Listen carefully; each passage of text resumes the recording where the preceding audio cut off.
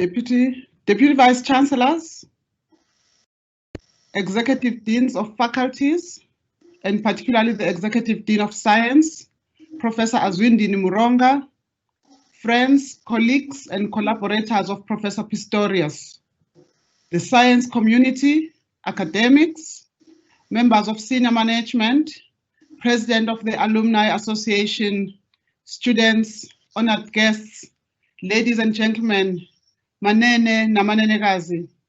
As a Vice Chancellor of Nelson Mandela University, it is my distinct pleasure to welcome all of you here this evening on the occasion of the inaugural lecture to be delivered by our colleague, Professor Pierre Pistorius. Professor Pistorius is a trailblazer, and this is once again evident in his seizing the opportunity to present his inaugural lecture on this digital platform this evening. This is a first for our university. I thank you for that, Professor Pistorius. This is evidence that although we've been facing unprecedented times as the global community, new possibilities have also presented themselves. Thank you for leading us into the digital future that is now. Professor, let me congratulate you on your outstanding achievement. Being promoted to the level of a full professor is the high point recognition of your achievement as an academic scholar. Your lecture is highly anticipated as we in South Africa, the rest of our continent, and indeed the world, continue to seek better ways of understanding the marine environment of our oceans and all the species that constitute that vast and unique ecosystem. This knowing very well that these resources require our respectful stewardship so that they outlive us and survive into the future as inheritance and heritage for future generations. Since your arrival here at Nelson Mandela University a mere decade ago, your scholarly track record has been exceptional. Your research achievements are your hallmark, and we have watched with pride year after year as you have received the Researcher of the Year award. You have co-traveled this journey with your students at all levels, introducing them to the wonders of marine zoology and inviting them to explore with you ways to unravel the many mysteries of the marine systems. Your interest in marine apex predators has taken you to distant islands and corners of the globe that most of us can only dream about. Through your research, you are able to give us just a glimpse of these faraway places and the unknown life of marine species that have made these their homes. We are looking forward to listening to your lecture tonight as you share with us how your research is demonstrating ways in which marine predators can be used to enhance our understanding of marine ecosystems. This will in turn offer us deeper insight into how these are changing, often brought about by overconsumption of resources and the negative impact of climate change. More importantly, this research indicates how we need to change our behavior as humans to conserve marine spatial areas of ecological and biological importance. We also wish to acknowledge your contribution of your scholarly work to the university's ocean sciences trajectory. In addition, your use of social media to communicate your work is introducing the centrality of biodiversity challenges in the marine environment to younger publics. This will go a long way, Professor, in shaping interest of the next generation of scholars in this important field of study. We hope many of those will choose to come to Mandela University to pursue their studies in ocean and related fields of science. So we thank you for that. Thank you once again, Professor Pistorius, for crossing new frontiers and taking us into unexplored domains in many ways. We very much look forward to your lecture this evening, Professor. Many congratulations again from me. You are all welcome, ladies and gentlemen, from wherever you're watching this lecture this evening. Thank you very much, Nkosi. I will now request our Executive Dean of Science, Professor Azwindini Muronga, to introduce Professor Pistorius this evening. Thank you very much, colleagues.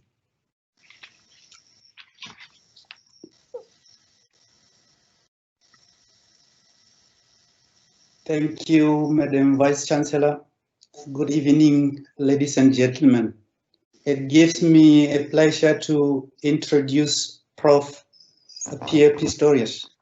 Prof. Pistorius completed his undergraduate studies at the University of KwaZulu-Natal before he moved to Pretoria, where he pursued his MSc and PhD degrees on the population ecology of marine mammals.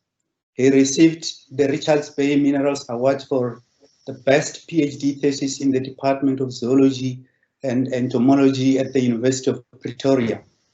Following his PhD, he spent several years overseas working for a variety of NGOs and research institutions.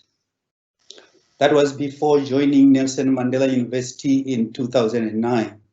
And in his times during the overseas engagements, he gained experiences which he will share with us during his lecture. At Nelson Mandela University, Prof. Pistorius has supervised 19 master's and PhD students to completion and is currently supervising 4 MSc and 4 PhD students, and he has 2 postdoctoral candidates. He has attracted over 15 million rands worth of research funding to the university and is involved in a wider range of national and international projects involving marine top predators.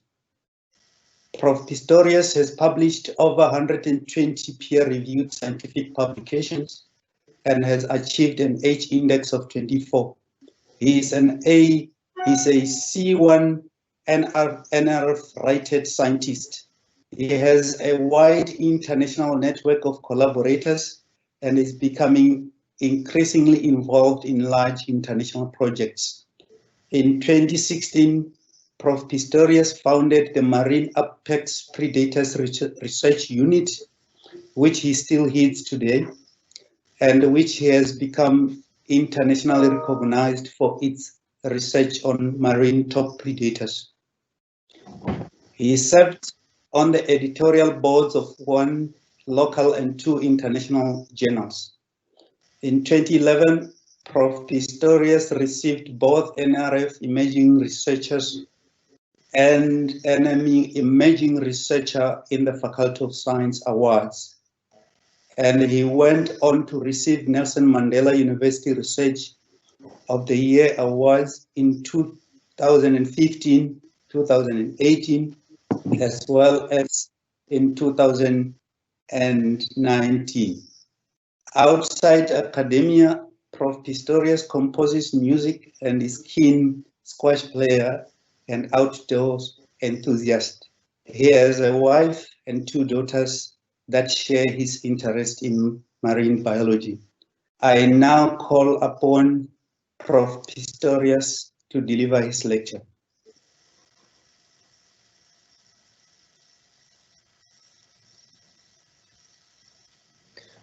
Thank you very much for those kind words, VC and Dean. Just give me a second while I load my presentation.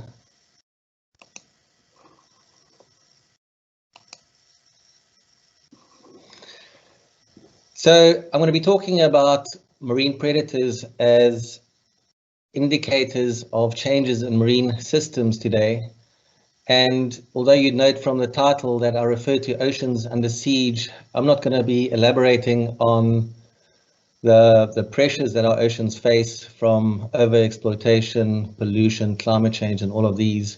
But rather I'm going to focus on the predators themselves, And just to clarify from the onset, when I refer to marine apex predators, it's a convenient term for referring to upper trophic level species, particularly seabirds, marine mammals, and sharks.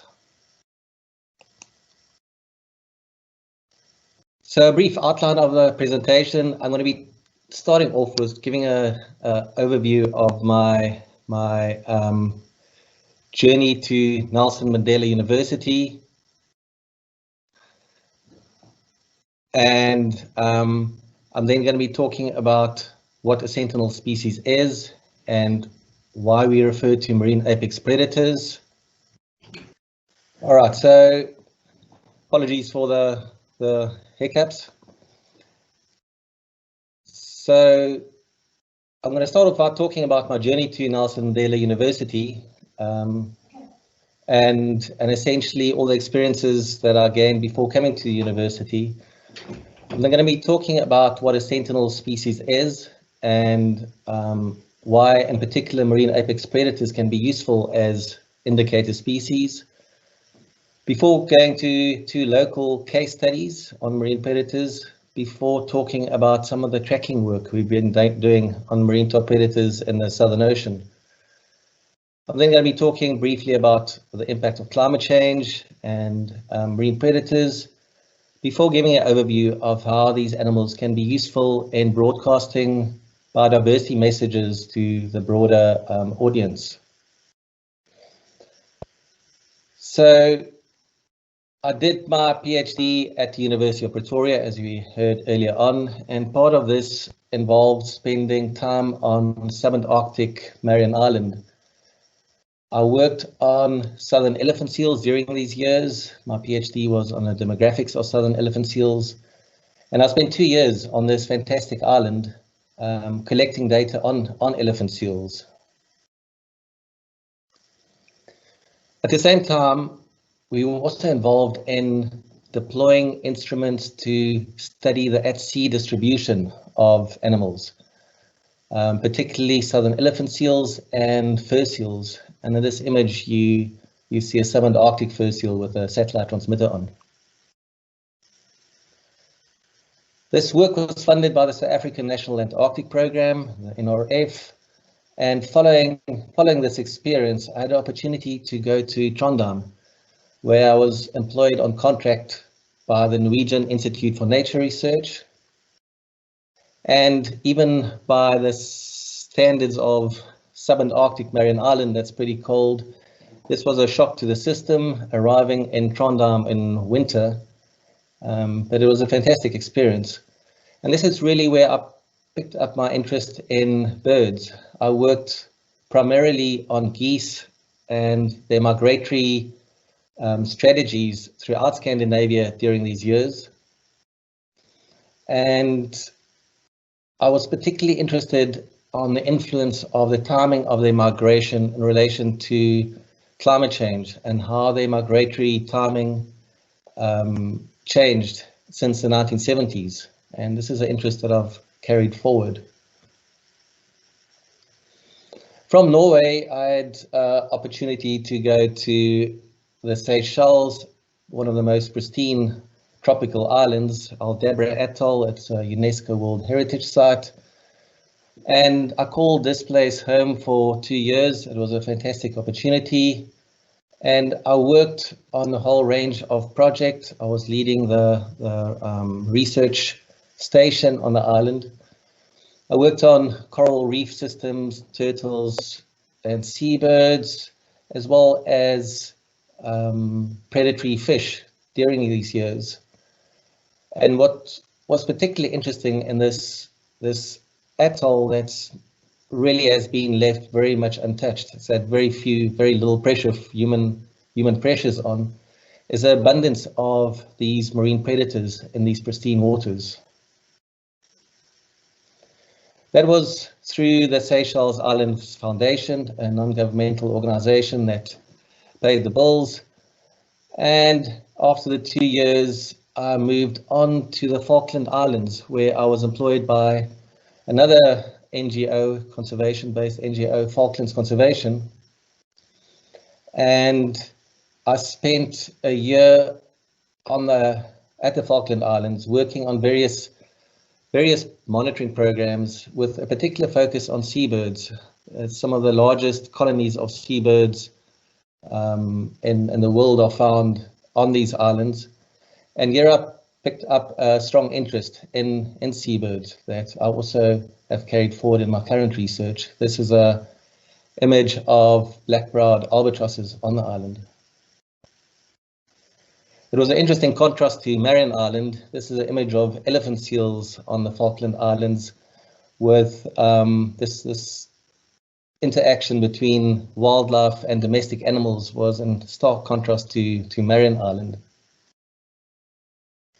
I was fortunate in being able to take my family to most of these places, to Norway and the Seychelles, as well as the Falkland Islands.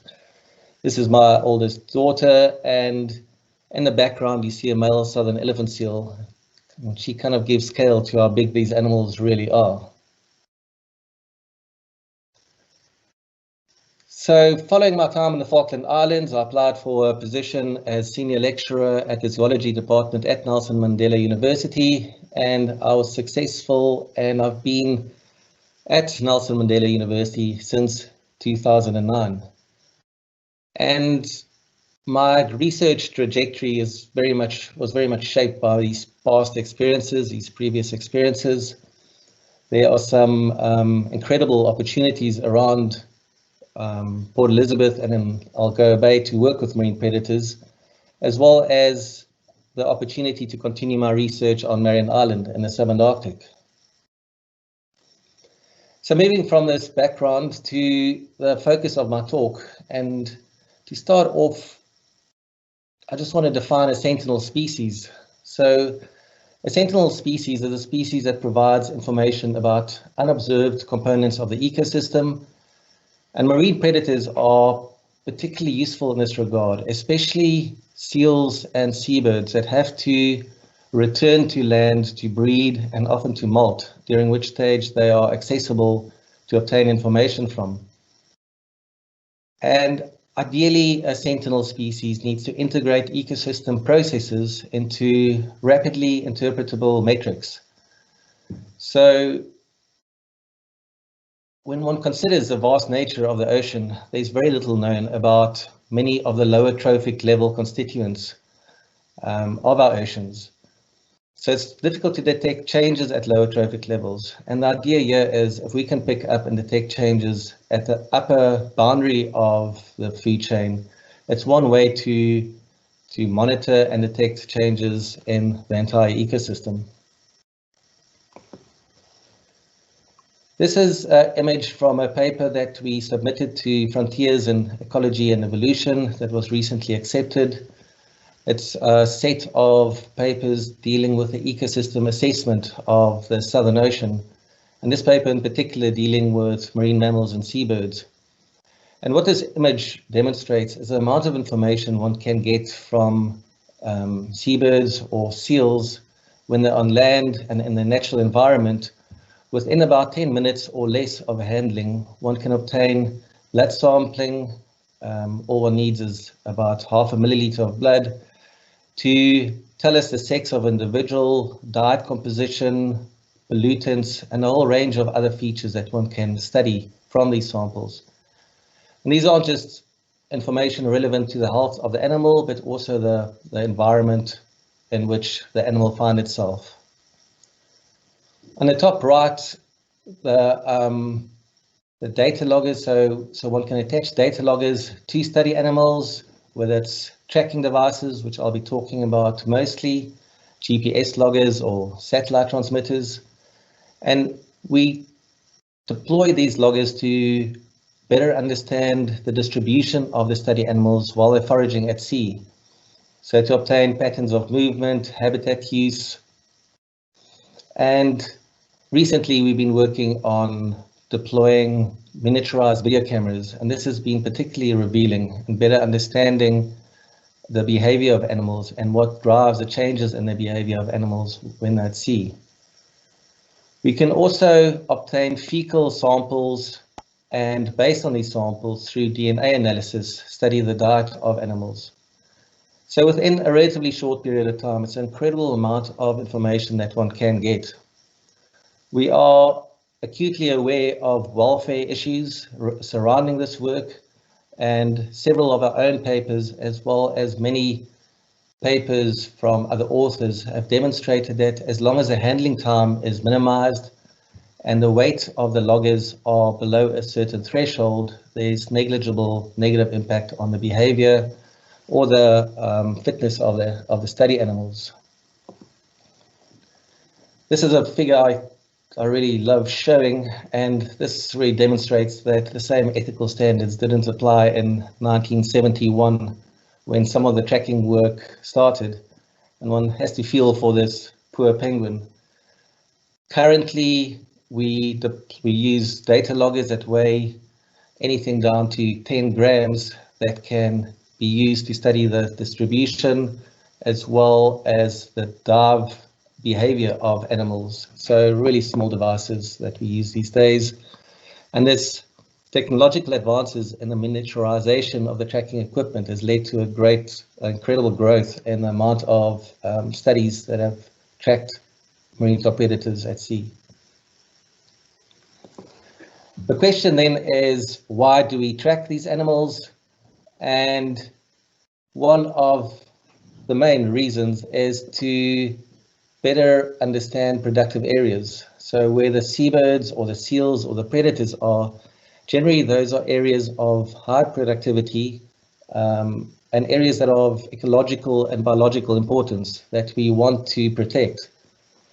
This is a quote that one of my PhD students sent me, and it was Bob Payne. He's a well-known seabird ecologist. In one of his preceding papers of a conference, he noted that seabirds are like graduate students. They go where the food is. So it's the same principle. A lot of our tracking work revolves around trying to track these animals, find out where they go, to identify areas in the ocean that are productive and that should potentially be protected. So before continuing further with the tracking work, I want to highlight two local studies that we've used on the two Benguela endemic seabird species, where we've used seabirds to better understand the dynamics of their prey, particularly sardine and anchovy, small pelagics. This was work not long after arriving at Nelson Mandela University. I started a long-term research program on Cape Gannets at Bird Island, on our doorstep, where approximately 90,000 breeding pairs of Cape Gannets are found.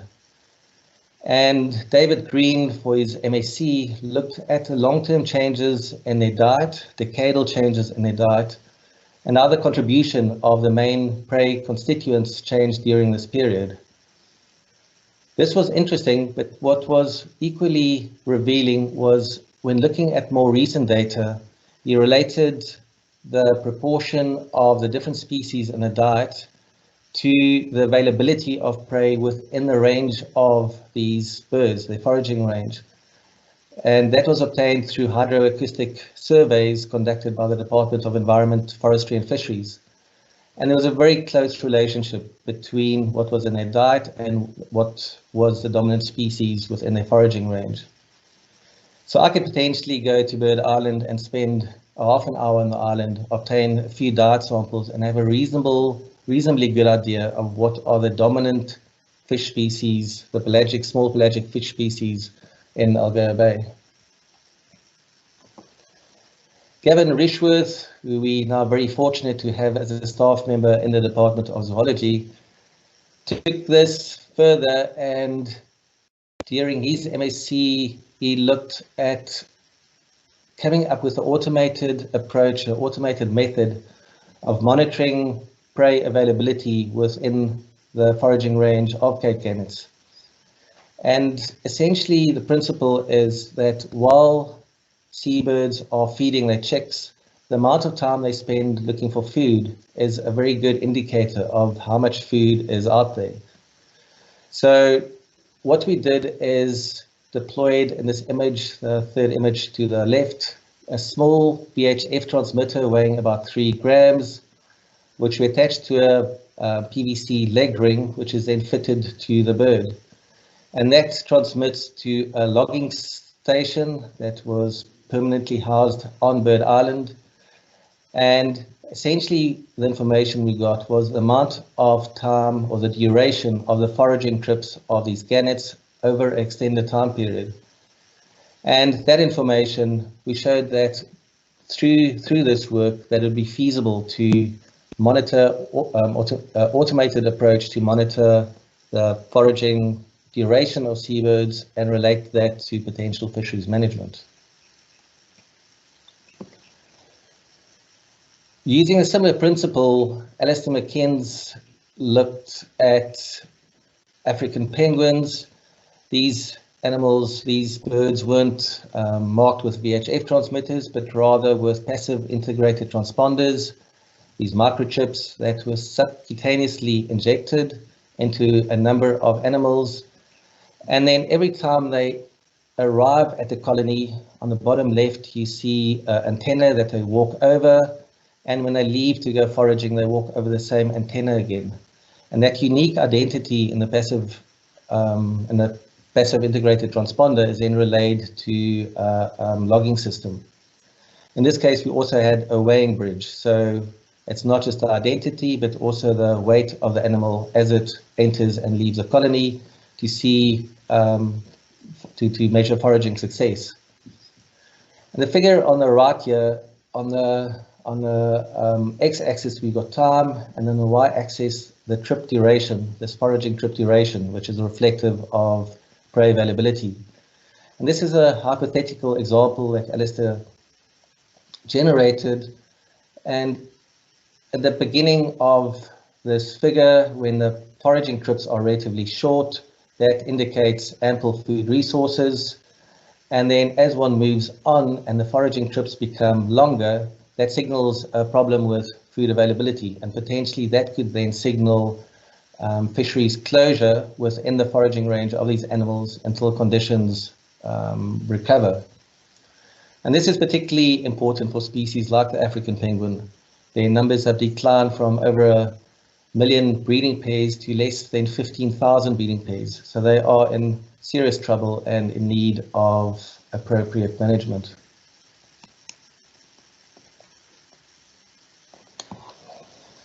So moving now further south to the sub-Antarctic, these are the two Prince Edward Islands, well, the Prince Edward Islands consisting of Marion Island and Prince Edward Island. And I've been leading a program for several years now, very much focused on obtaining a better understanding of the at-sea distribution and behavior of a range of species that breed on these islands. Across the sub-Antarctic, including on Marion Island, there's incredible number of biomass of seals and seabirds that breed on these islands. On Marion Island, there are 28 different species of seabirds, 3 species of seals, and overall over 500 million individuals. And we've been trying to get information on the at-sea distribution of as many of these species as possible. So before moving forward, just a little bit of background. This is work that Mandy Lombard led. This was published in 2007, and this was this is a current marine protected area around the Prince Edward Islands, and it was informed by various forms of data, but it also consisted of tracking data from 3 species of the predators. There was not much tracking data available then, and essentially what we try to do since is generate more information on the important habitat for a range of species. Ryan Reisinger did a postdoc with us. He did an incredible job in initially collecting all the historical tracking data that has been collected on Marion Island. So this is tracking data, each color a different species of seals, seabirds, as well as killer whales, with each color being representative of a different species. This is an example of the tags, the tracking devices used for 3 of the species. On the left is a satellite transmitter that's with a barb attached to the dorsal fin of a killer whale, and it stays attached for anything from a few days to a few weeks. And then the top and the bottom right figure are satellite transmitters on king penguins and wandering albatrosses. The modeling approach, which Ryan spent a lot of time learning or obtaining various skills working with the University of Tasmania and the Antarctic Australian division, initially revolves around obtaining tracking data from the individuals. In this case, we've got the Antarctic fur seal in brown, and then generating a whole number of simulated tracks where the animal could potentially go, but it didn't go. The next step is then getting remote sensed satellite imagery of different environmental layers. For example, chlorophyll A, which is an index of productivity, kinetic energy, and sea surface temperature. And if one looks at the image at the top, if one looks at sea surface temperature, for example, one would look at the average temperature of where the animal is actually found and the track, and compare that to the sea surface temperatures in the simulated tracks. And if, for example, within the actual track, sea surface temperature is 6 degrees, and in the simulated tracks it's 8 degrees, it gives us an indication that the animal is selecting for relatively cold waters. This is the main paper that resulted from Ryan's work, and it highlighted important habitat for a whole suite of marine top predators for both summer and winter, over and above the current existing marine protected area. The work led into a much larger project called the retrospective analysis of Antarctic tracking data, and essentially following the same methods that Ryan developed was used in this international project. This image or this automation you see here is the development of the tracking data across the Southern Ocean that was used for the study.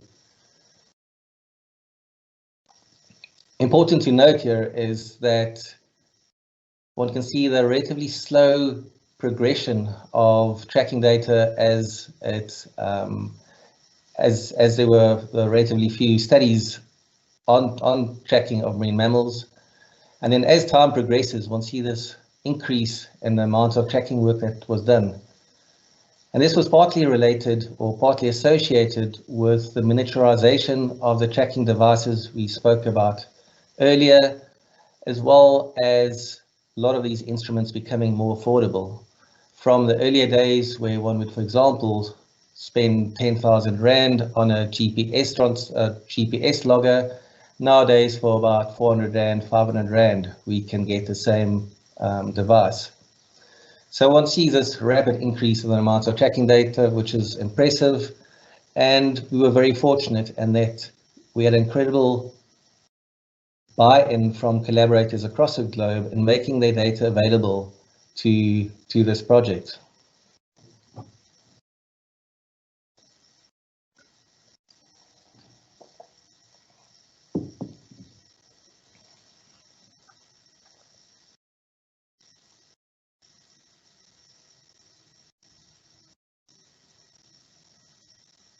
It also gave us the opportunity to see where more effort is required in terms of tracking work in the future. So a whole bunch of advantages to getting all of this tracking data together.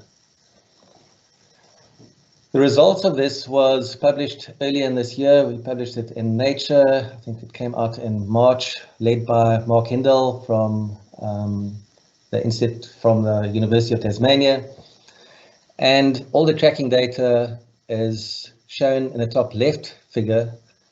And then what one sees here, these areas in blue in the main image, are the areas of importance, areas of ecological significance in the Southern Ocean, and areas that require serious consideration when it comes to designating marine protected areas. What I'm particularly interested in is this area on the top right of this main figure, the area between the Prince Edward Islands and the French-owned islands to the east of Marion Island, or the Prince Edward Islands. Between Kerguelen and in the middle of those two groups sits the Crozet archipelago.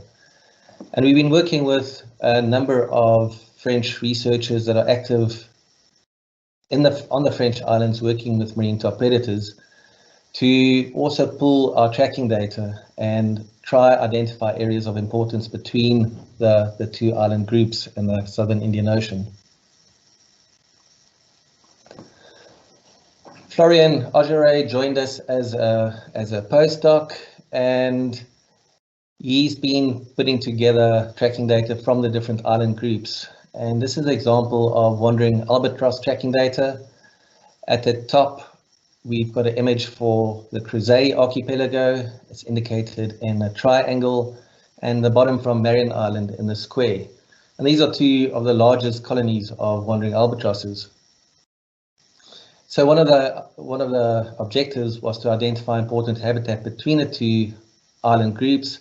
But what I want to highlight in this slide is a very clear demarcated sexual segregation between females and males, where in both island groups, females forage north of the breeding locations with males foraging to the south. And these differences between sexes, as well as differences between the at-sea distribution and behavior of these animals between different breeding stages, are really important, and possibly something that hasn't been given enough attention to when using habitat modeling to identify important areas, and something we should be focusing on. Climate change has no doubt been having a major impact on marine biodiversity across the globe, and marine top predators are not exempt. Very often the case, well, with marine top predators being at the top of the food chain, is that they absorb lower trophic level changes, either in their behavior or their demographics. So there's been a lot of work studying marine top predators to better understand climate changes and the vulnerability of these animals to climate change. This is a study that we published in Nature Climate Change in 2018. And essentially what we showed in this paper was that king penguins could be go locally extinct at several of their main breeding colonies, including Marion Island and the Crozet archipelago, within the next 100 years as a result of climate change. Essentially, what this conclusion is based on is this Antarctic polar front, which you see in this image, which king penguins rely on while they're breeding. During the early breeding season, while they're feeding chicks, they swim down to the Antarctic polar front. It's an area where the Antarctic waters meet the warmer subantarctic waters, creating upwelling, nutrient enrichment, and a high biomass of fish that the penguins target. Just to the right of this image, off the image, is the Crozet archipelago, and there's been a lot of work done on the Crozets on king penguins. It's the most intensively monitored king penguin colony, and it's been shown that king penguins are very closely associated with the Antarctic polar front when they go foraging. It's also been shown that when the Antarctic polar front moves further southwards, the king penguins have to swim further, and they return to the breeding island with less food to feed the chicks. And that is leading to lower breeding success. And the problem here is that with increasing temperatures associated with climate change, this Antarctic polar front is moving further southwards, further away from the breeding islands, and this means a greater energetic expenditure by the adults when they're feeding their offspring, and less food that they return to the islands to feed their offspring with. A lot of the results, or a lot of the tracking work on king penguins was, however, based on the Crozet archipelago, with very little done on Marion Island. The only tracking work on king penguins from Marion Island was during winter, very late breeding season, when we found that the king penguins forage very far west against the Antarctic circumpolar current.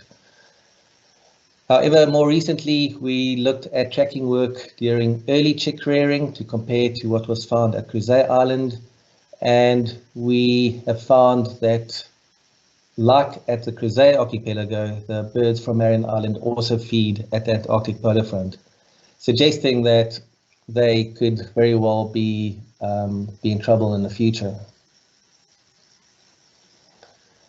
So this image of these really large colonies of king penguins at Marion Island, as well as Crozet and several other locations, make it difficult to imagine that these local populations could go extinct.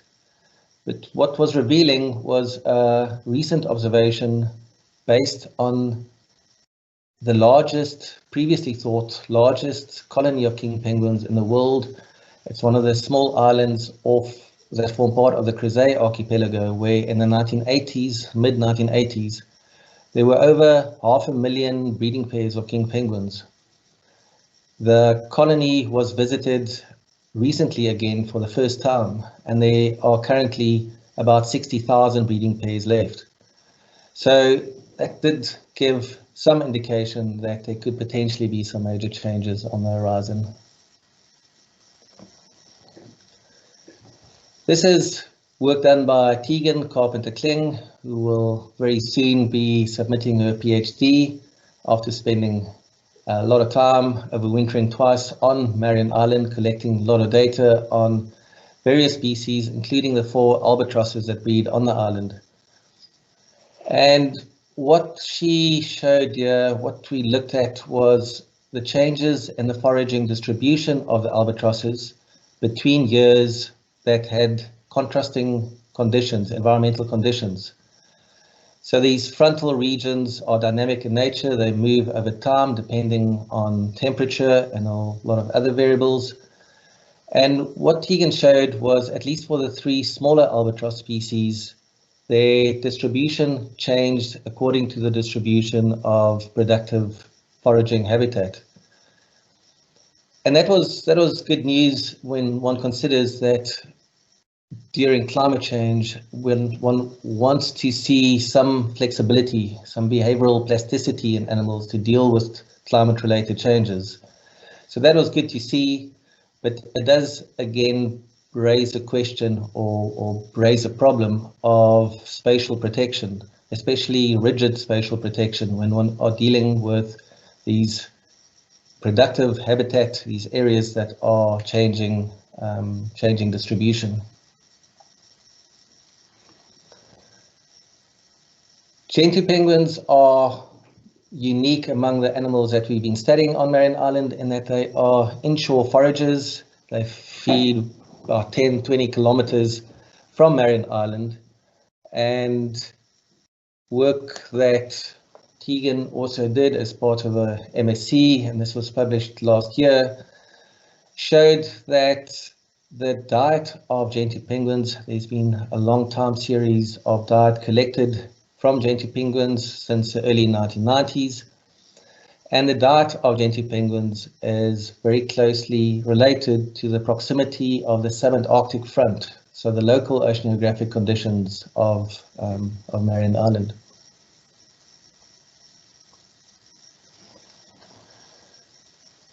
Recently, we've been working on a global assessment of the impact of climate change on marine mammals and seabirds. The initial step was through various platforms, including Scopus, getting hold of as much literature as possible dealing with climate change and marine mammals and seabirds. Initially, this yielded over 4,500 papers, and Florian Augeray and Andrea Thibault and several of our postgraduate students have been going through these papers, extracting relevant information to try get a better idea of the global impact of climate change on marine top predators.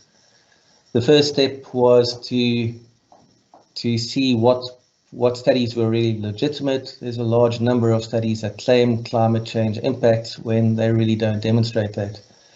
But after retaining the studies that were legitimate, this is an image showing the distribution of studies on climate change impacts on marine top predators, and in red, the proportion of studies that showed an impact, and in blue, those that did not show impact.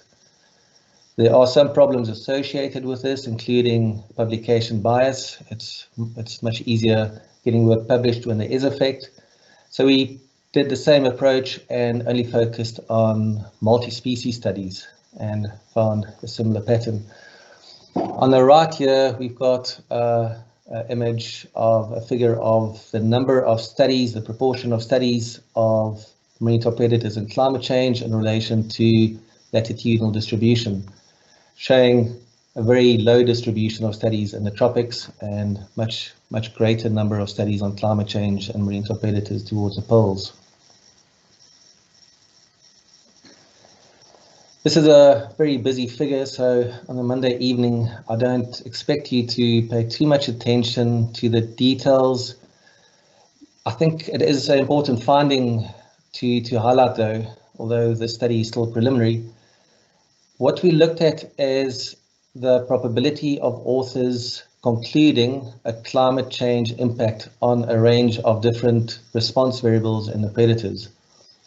And these response variables include the behavior of the animals, the body condition, survival or fecundity, their diet, their distribution, whether it's a breeding distribution or foraging distribution, and phenology, or the timing of performing certain life history traits. And the interesting thing here was that the longer the time series, the longer the duration of the study, the less likely that the authors were to conclude the impact of climate change. So the longer the time series, they would be more prone to conclude impact of climate variability rather than climate change. And I think this is really important in that it's very easy to conclude on climate change or make inferences regarding climate change based on short-term studies, but you must be very careful with doing so.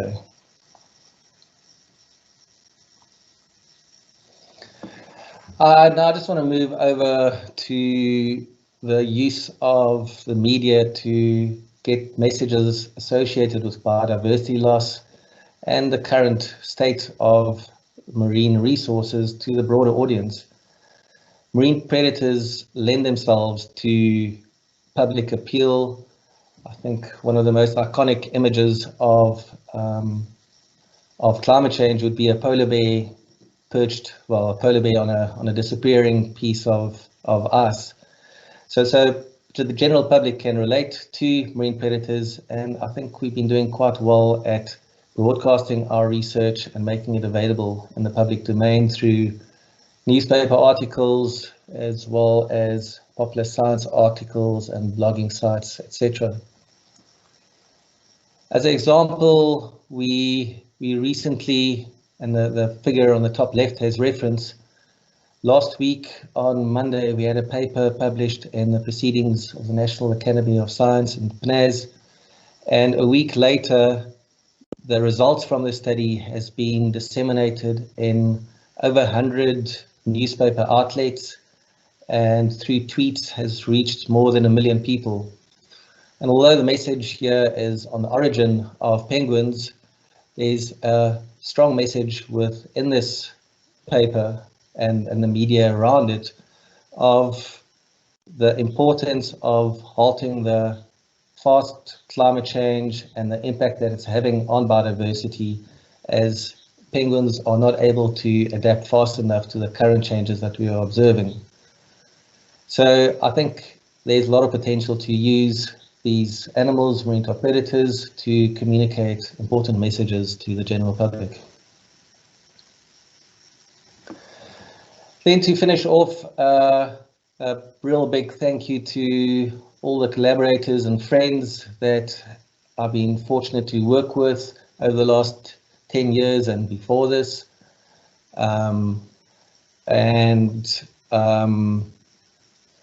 Above you see various MAPRU, Marine Apex Predator Research Unit members, and also a number of members from other institutions in South Africa, as well as some of my international collaborators. I have to give a special thanks to Juliana Vihana at the bottom from the University of Chile. She's been an incredible collaborator, bringing in expertise in genetics and genomics, and she was a lead author on the PNAS paper, and bringing in expertise where we are lacking at Nelson Mandela University, where we do not have the genetics capacity at the moment. Then most importantly is a real big thank you to a fantastic group of students that I've been fortunate to work with. I think we've done really well in attracting some brilliant minds to Nelson Mandela University. Students attracted again to marine apex predators, and there's been some great work done by these guys, and it's been an absolute pleasure working with them all.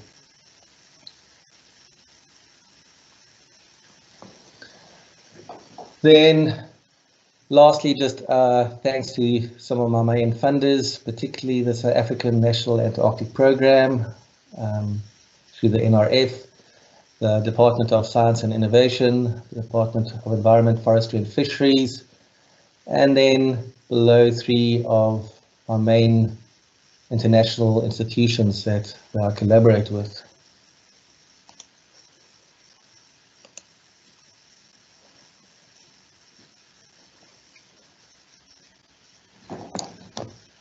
So thank you very much for attending and watching this lecture on a Monday evening, and a big thank you for all the organizers for making this possible. I think we've been managing without too serious technical hitches, and a big thank you for everyone behind the scenes that have made this happen, and thank you to all.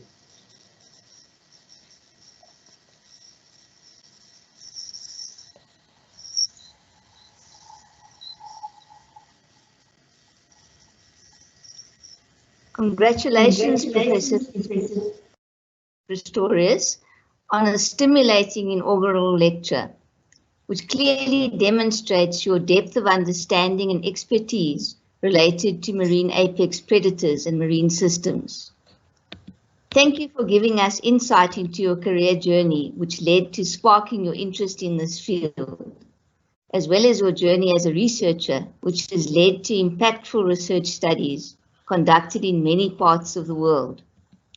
Particularly impressive is that while your research into marine apex predators advances this scientific field of study, you have also significantly linked and applied your research findings to managing change in marine systems and to sustainable fisheries management in an ecosystems-based approach to resource management.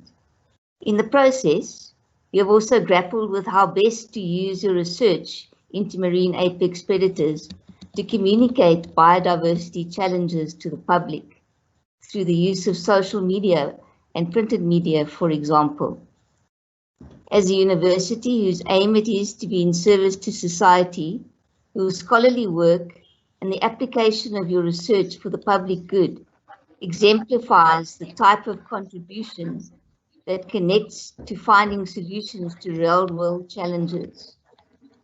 In addition, despite a busy research agenda, you find the time to teach and inspire students and to develop the next generation of scholars through supervising the research of MSc and doctoral students. Congratulations on your outstanding all-round contribution as an academic at Nelson Mandela University. As the saying goes, the reward for a job well done is to do it again. We look forward to seeing more of your impactful research being conducted and applied to marine resource management, and to you inspiring and empowering young researchers. In addition, as our Vice-Chancellor said in the introduction, you will go down in the history of Nelson Mandela University as being the first professor to present his inaugural lecture virtually. Thanks for courageously ushering in a new approach, which opens the door for many to follow. I would now like to take the opportunity to relay a message to you from the President of our Alumni Association. Dear Professor Pistorius, congratulations on your inaugural lecture. The Alumni Association looks forward to your support and involvement in our activities. To mark this very special occasion in your academic career and your time at Nelson Mandela University, the Association will present you with a symbolic gift. Arrangements have been made for delivery. Best wishes for all your future endeavors. In closing, I would like to convey our thanks to those who attended this inaugural lecture virtually. Your interest in Professor Pistorius's work and that of Nelson Mandela University is much appreciated. Thanks to our Vice-Chancellor, Prof. Mutwa, for welcoming everyone, and to Prof. Moronga, the Executive Dean of the Faculty of Science, for introducing Professor Pistorius to us. Last, but by no means least, thanks to the institutional governance team in the Office of our Registrar, our communications and marketing team, and our ICT team that made the virtual inaugural lecture possible. You did a fantastic job. This brings to a close the inaugural lecture of Professor Pierre Pistorius.